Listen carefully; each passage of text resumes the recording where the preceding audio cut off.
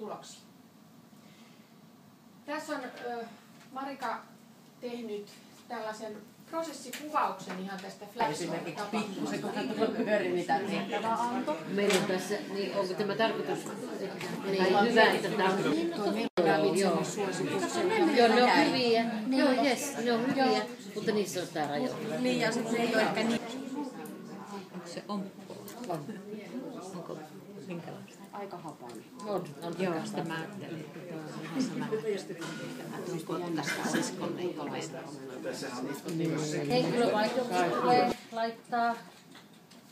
Sitten kuulumiset esimerkiksi sydäntukihenkilöiltä. Meillä ei meillä on aika vähän näitä ranskalaisia. Niin, meidän sydäntukihenkilö on sanonut, että hänellä on hirveästi lisääntynyt